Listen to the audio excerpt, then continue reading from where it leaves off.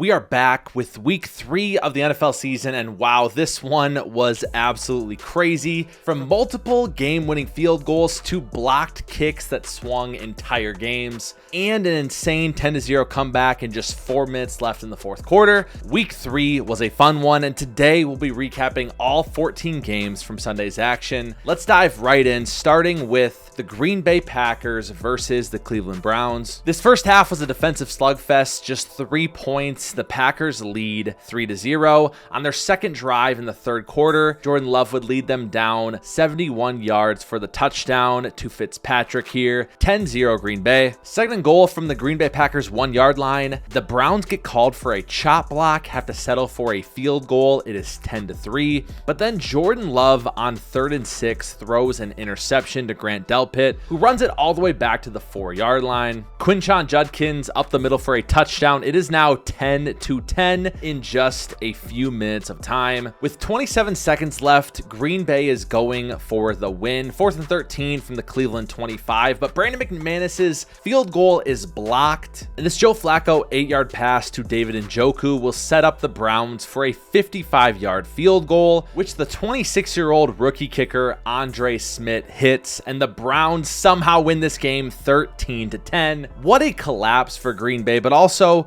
what resilience from Cleveland. Next up, the Colts at the Titans. I'll cut right to it. The Colts rout the Tennessee Titans 41-20. Daniel Jones is now 3-0. Jonathan Taylor 102 yards on the ground. And the Colts are now second in the NFL in yards per game behind the Buffalo Bills. And they are first in the NFL in points with 103 in just 3 games. Daniel Jones is having an absolute revival of a career. Next up, the Vikings at the Bengals. Carson Wentz is starting in place of JJ McCarthy, high ankle sprain that he somehow played through on Monday night. And then Joe Burrow's out for 3 months, so Jake Browning, it's the battle of the backup quarterbacks. Carson Wentz strikes first on this 12-yard pass to Josh Oliver, and then Isaiah Rodgers intercepts this pass and runs it 87 yards back for a touchdown. 14-0 Minnesota. Isaiah Rodgers again with a forced fumble, picks it up and runs it back. 2 defensive touchdowns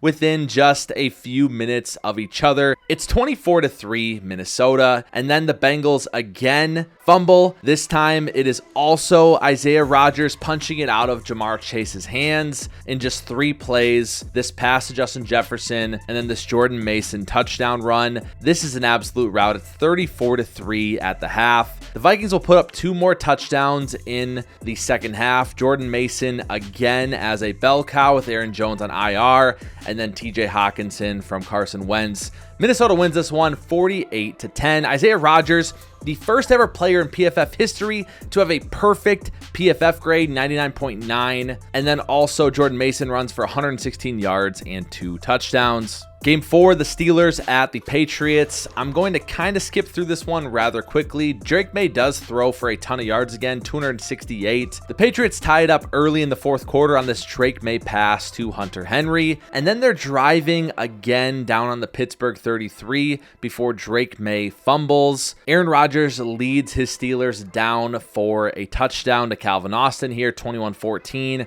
And the Patriots cannot convert on 4th down. They turn over the ball on the Steelers' 28-yard line. Pittsburgh wins this one 21-14. And Aaron Rodgers passes Brett Favre all time in passing touchdowns. Rodgers is now 4th place by himself on this list. The Raiders at the Commanders. Without Jaden Daniels, Marcus Mariota gets the start, and the Commanders dominate 41-24. Trey Tucker for the Raiders does have 8 catches for 145 and 3 touchdowns. Geno throws for a lot of yards. However, the Raiders could not stop Washington on the ground. 201 rushing yards for the Commanders. One of the weirdest games on the slate here, the Panthers at home versus the Atlanta Falcons. Michael Penix gets benched late in this game. He had 2 really bad interceptions deep in Panthers territory. And the Panthers didn't really do that much offensively. They had about 224 yards of offense, but they win 30-0 due to the short field they had. Just a really weird game overall. Another pretty uneventful game,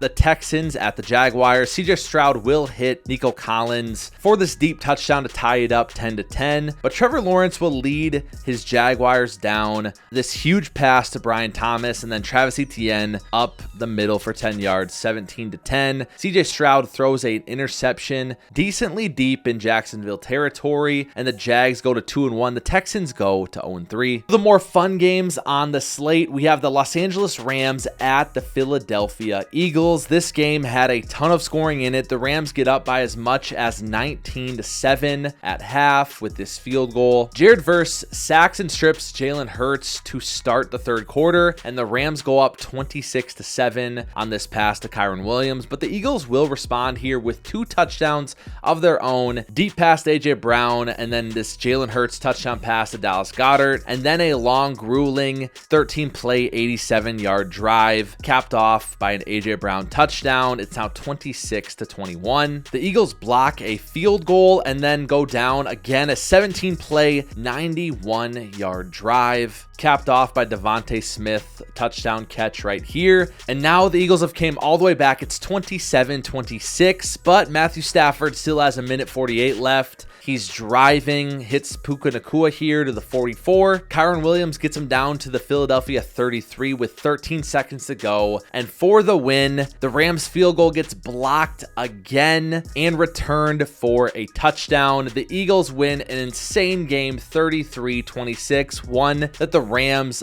felt like they had. Philly goes to 3-0. The Rams drop to 2-1. Puka had a big game, 11 catches, 112 yards. And then AJ Brown, 6 catches, 109 and a touchdown.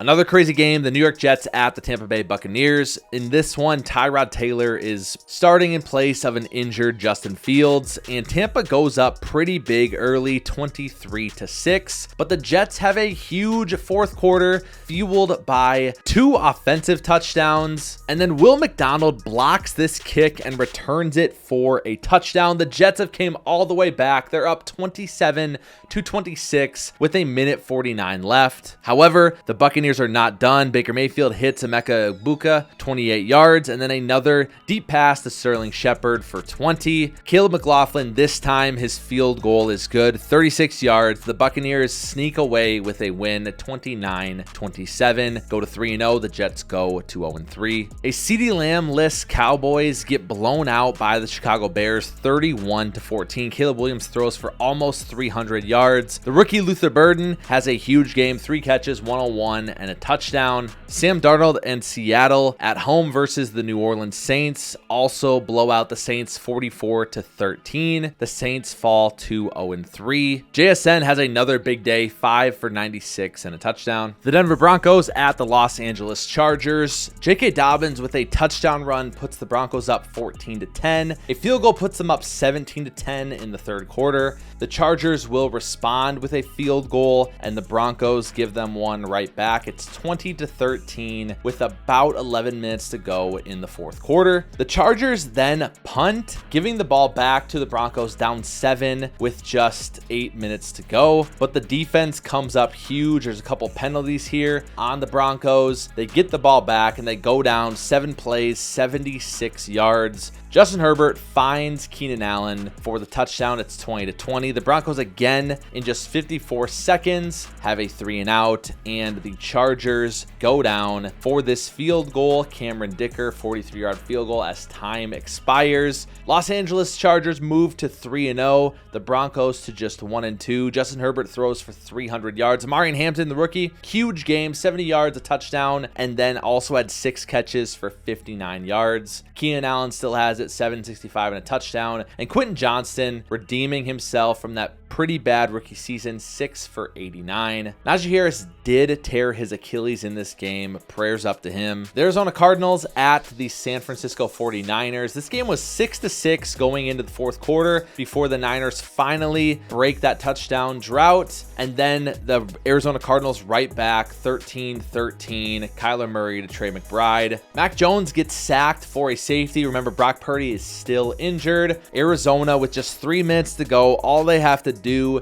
is get a couple of first downs, but they get one, can't get any more. 4th and 9 at the 50. They punt it into the end zone, and Mac Jones leads the Niners down versus this Cardinals defense to the 16-yard line. A huge pass to Christian McCaffrey for 20 yards. Another afternoon game with a game-winning field goal at the buzzer. The Niners win, go to 3-0, 16-15, 2 games without their starting quarterback, Brock Purdy. Christian McCaffrey had 52 yards on the ground, 10 catches for 88. Ricky Pearsall, 8 for 117. And then Mac Jones doing a completely fine job with Brock Purdy out, 284 yards passing, which brings us to the incredibly anticipated Kansas City Chiefs versus New York Giants. I'm being a little facetious here. 2 0-2 teams. Cam Scatterbo gets a lot of the work in this game. He has a touchdown, 60 yards on the ground, 6 for 61 through the air as well. But this one is all Kansas City. They win 22-9. Russell Wilson throws for just 160 yards and 2 interceptions, and the Giants fall to 0-3. That'll do it, guys. That is week 3